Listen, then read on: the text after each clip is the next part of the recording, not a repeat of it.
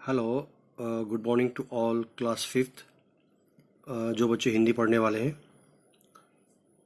Part 13 के बाद अब एक नया पार्ट शुरू करते हैं। पार्ट 14 एक शुरुआत। पार्ट 14 इसका नाम है एक शुरुआत। यानी किसी भी काम को करने के लिए कोई न कोई स्टार्टिंग, कोई शुरुआत, कोई पहल की जाती है। तो भाग 1 और पेज नंबर है 102। पार्ट 14 एक शुरुआत शुरू करते हैं। इस पार्ट का जो अर्थ है, जो इसका सार्थक मीनिंग है, वो ये है कि एक पहल। किसी भी काम को करने के लिए हम लोग आपस में ही कहते रहते हैं, समाज में कहते हैं कि कोई न कोई मनुष्य को कहना चाहिए, करना चाहिए। तो कोई न कोई आगे बढ़कर एक शुरुआत, एक पहल को आगे स्टार्ट करना चाहिए। तो उसी से संबंधित हमारा ये पार्ट 14 है, एक शुरुआत। कहानी लिखने वाले लेखक ने बहुत ही सुंदर तरीके से इसका वर्णन किया है। देखिए, हर बार की भांति इस बार भी रोहन अच्छे अंकों से पास हुआ। कहानी लिखने वाला बता रहा है, हर साल की तरह रोहन इस साल भी अच्छे नंबर से एग्ज़ाम में पास हुआ। आगे देखो, अब वो 5वीं कक्षा में आ गया था। कक्षा 4 पास करके कक्षा 5 में आ गया था। उसके घर वाले उसकी उपलब्धियों से बहुत काफ़ी खुश थे, उसकी सफलताओं से बहुत प्रसन्न थे। रोहन को पढ़ाई में काफ़ी रुचि थी। अपनी छोटी बहन को भी वो पढ़ाता था और पढ़ाई के लिए उसका उत्साह भी, उसका हौसला भी बढ़ाया करता था। किंतु राह चलते हुए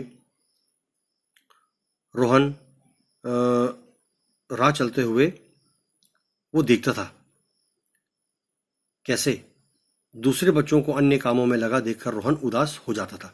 रास्ते पर चलते हुए देखते हुए बच्चा स्कूल के बगैर स्कूल नहीं जा रहा, पढ़ाई नहीं कर रहा है, वो काम कर रहे हैं, इधर उधर घूम रहे हैं। जब सुबह सुबह उसके दादाजी उसे स्कूल छोड़ने जाते तो अक्सर चौराहे पर खड़े छोटे छोटे बच्चों को या तो रोहन भीख मांगते हुए देख रहा होता है, या कुछ न कुछ काम करते हुए या कुछ बेचते हुए देखता रहता। और कई बार उनके साथ बड़े लोग भी साथ नजर आते थे। ये देखकर रोहन को काफ़ी आश्चर्य, हैरानी हुई। उसे नहीं मालूम था कि ये बच्चे जो हैं वहाँ खड़े हैं, स्कूल जाने के समय ये सब काम क्यों करते हैं। उसे ऐसी कोई जगह नहीं दिखती थी जहाँ पर इस तरह के बच्चे न हो। जब वो पार्क में भी खेलने जाता तो वहाँ भी उसे बच्चे दिखाई देते। धर्म स्थलों के पास, जो रिलीजियस प्लेस थे, मंदिर मस्जिद, वहाँ भी उसके आसपास भी यही दृश्य होता था। और चाय एवं समोसे की दुकान पर भी वही बच्चे काम करते थे। ये सब देखकर उसका मन बहुत ही व्याकुल, बेचैन हो जाता था। आगे देखिए,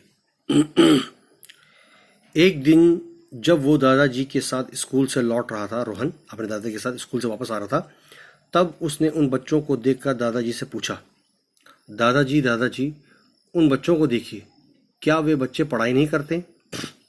रोहन की बात सुनकर दादाजी ने कहा, चलो उन्हीं बच्चों के पास चलकर इस सवाल का उत्तर जानते हैं। दोनों, रोहन और उसके दादाजी, एक बच्चे के पास गए जो बच्चा गुब्बारे बेच रहा था। उनको देखते ही वो बच्चा बोला, क्या कहा उसने, कौन सा गुब्बारा चाहिए, कौन सा गुब्बारा दूं, ये बड़ा वाला या छोटा वाला? मेरे पास और भी तरह तरह के गुब्बारे हैं। ये कहकर वो बच्चा एक मैले कुचेले, एक गंदे से फटे पुराने झोले से गुब्बारे निकालने लगा। मुझे सारे गुब्बारे चाहिए, पहले तुम अपना नाम बताओ, दादाजी ने उस बच्चे से पूछा। अब आ जाओ इधर, पेज नंबर 103 पर। जी, मेरा नाम ईश्वर है। आप इतने सारे गुब्बारे लेकर क्या करोगे?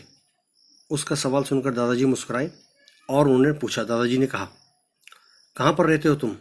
उसने कहा, यहीं पास में रहता हूँ, चाचा के घर में। अच्छा, तुम्हारे माता पिता क्या करते हैं? बच्चा बोला, अब वे जीवित नहीं है। क्या तुम स्कूल नहीं जाते हो? दादाजी ने पूछा। जब मम्मी पापा थे तब स्कूल जाता था।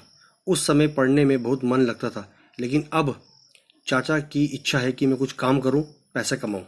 चाचा पास ही में चाय की दुकान लगाते हैं, वहां पर मेरे 2 छोटे भाई भी काम करते हैं।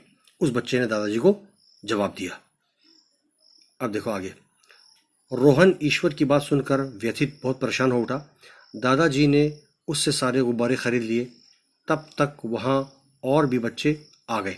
दादाजी ने सब बच्चों को गुब्बारे एक एक करके दिए। ईश्वर को भी उन्होंने गुब्बारा दिया। गुब्बारे लेकर सभी बच्चे बहुत खुश हुए, प्रसन्न हो गए। दादाजी ने उन बच्चों से पढ़ाई न करने और काम करने का कारण पूछा। सभी के जवाब सुनकर वे बहुत दुखी हो गए। सब लोगों ने एक ही जवाब दिया कि क्या जवाब था, कैसा था? वो बच्चे स्कूल जाने के बजाय वो काम कर रहे थे इस उम्र में। अब इससे भाग जो है वो हम आपको कल पढ़ाएंगे। धन्यवाद।